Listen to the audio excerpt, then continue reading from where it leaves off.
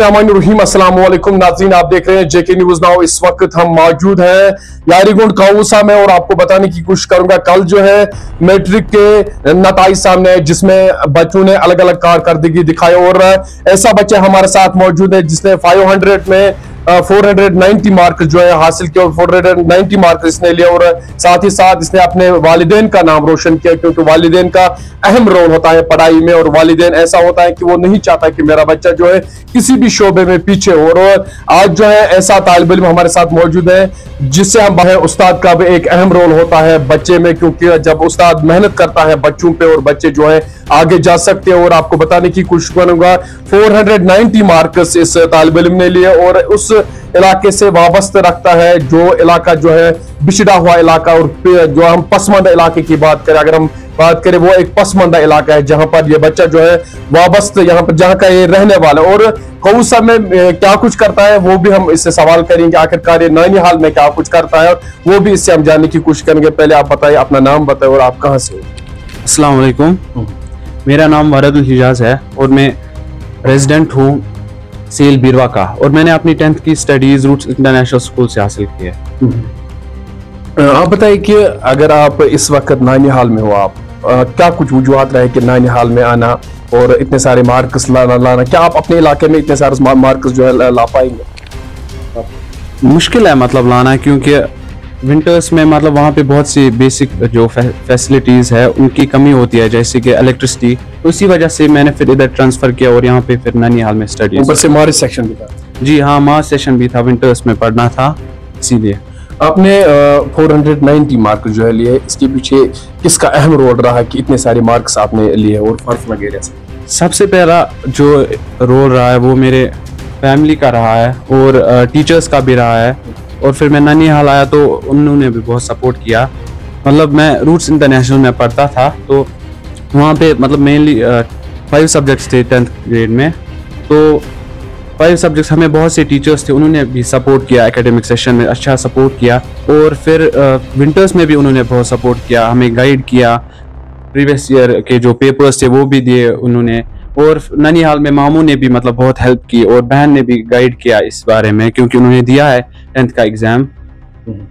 अगर हम बात करें काऊसा में क्या कुछ कर रहे हैं इस वक्त, क्योंकि आप रहने वाले असल में सेल, क्या कुछ कर रहे हैं? यहाँ पे अभी मैं स्टडीज कर रहा हूँ और अब मैं जा रहा हूँ, अभी एलन नीट की प्रिपरेशन कर रहा हूँ और I want to be a successful doctor. और यहाँ पे अभी आ रहा हूँ मैं क्योंकि वहाँ पे बहुत सी प्रॉब्लम्स है और दूर भी है वहाँ से, तो इसीलिए मैं यहाँ पे हूँ। आपने अभी कहा कि वहाँ पर जो है लाइट सही से नहीं आ रहे हैं, सरकार से क्या कुछ, सरकार से भी कुछ डिमांड रहेगी, क्योंकि आपने अभी कहा कि लाइट भी सही से नहीं आ रहे, शम्मा के नीचे मुझे पढ़ना पड़ा। जी वो तो है, मतलब लाइट की प्रॉब्लम नहीं है, मतलब वाटर सप्लाई बाकी चीज़ें उनकी भी प्रॉब्लम होती है, रेगुलर इलेक्ट्रिसिटी नहीं रहती है और अच्छी वोल्टेज वगैरह भी नहीं होती है, तो वही प्रॉब्लम है वहाँ पे। अगर हम बात करें आपके स्कूल में कितने बच्चे थे जिन्होंने टॉप किया है?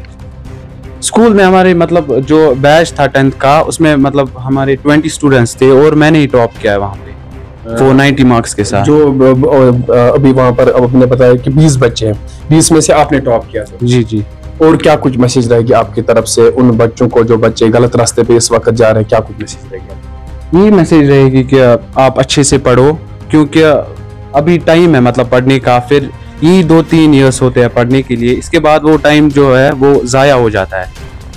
बच्चों को पढ़ना चाहिए, जैसे मतलब मैंने भी स्टडीज़ की, ज़्यादा मैंने स्टडीज़ की मतलब विंटर्स में ही, तो यही मैसेज रहेगी कि आप विंटर्स में पढ़ो, कंसिस्टेंट रहो और आप भी मतलब अच्छे मार्क्स के साथ। अगर हम टीचर्स की बात करें, सबसे ज़्यादा अहम रोल किस टीचर का? सबों ने हमें अच्छे से पढ़ाया, मतलब मैथ्स भी अच्छे टीचर थे, शौकत सर थे, साइंस में 2 टीचर्स थे, इरफान सर, वसीमा मैम, और उर्दू में भी मुश्ताक सर पढ़ाते थे हमें, एसएसटी में फारूक सर और इम्तियाज सर, और इंग्लिश में हमारे वार सर थे, उन्होंने भी अच्छे से पढ़ाया हमें। ट्यूशन के लिए आप जाते थे फिर घर से? नहीं, मैं ट्यूशन्स के लिए नहीं जाता था क्योंकि वहाँ पे अच्छे से पढ़ाते थे और ट्यूशन्स की ज़रूरत ही नहीं पड़ी। और अभी मैंने एक सवाल, आप उस सवाल का आपने जवाब ही नहीं दिया, क्योंकि बहुत सारे बच्चे ऐसे भी जो ड्रग्स में मुब्तला है, उनके लिए क्या कुछ कहना चाहते हैं? यही कि मतलब ड्रग्स करना मतलब अच्छी चीज़ नहीं है, मतलब फिर इससे कुछ भी हासिल नहीं होता है, बस अपना टाइम वेस्ट होता है, अपनी ज़िंदगी वेस्ट होती है और उससे फिर इंसान मतलब बदनाम भी हो जाता है।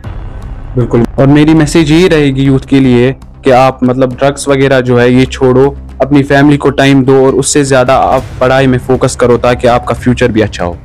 बहुत बहुत शुक्रिया नाज़रीन, ये हमारे साथ एक ऐसा तालिब इल्म था जो बदकिस्मती के साथ इस ऐसे फारफलंग एरिया में रहता था जिस इलाके में लाइट भी सही से नहीं आ रहा और पानी की प्रॉब्लम है, इसने खुद भी बताया। और सरकार से भी हमारी गुजारिश रहेगी कि फारफलंग इलाकों की तरफ आप जो है तवज्जो करें, क्योंकि इसको जब वहां पर पढ़ाई अच्छे से नहीं, इसको नानिहाल जाना पड़ता। इस वक्त हम कौसा में मौजूद है जहां पर इसने अपनी जो है पढ़ाई हासिल की और इसने जो है नंबरात भी अच्छे लिए और 490 मार्क्स इसने जो हासिल किए। और मजीद भी क्या कुछ होगा जम्मू कश्मीर में वो भी हम सबसे पहले आप तक पहुंचाने की कोशिश करेंगे। मेरे कैमरा पर्सन और मुझे दीजिए इजाजत, तब तक के लिए खुदा हाफिज, अल्लाह निगहबान।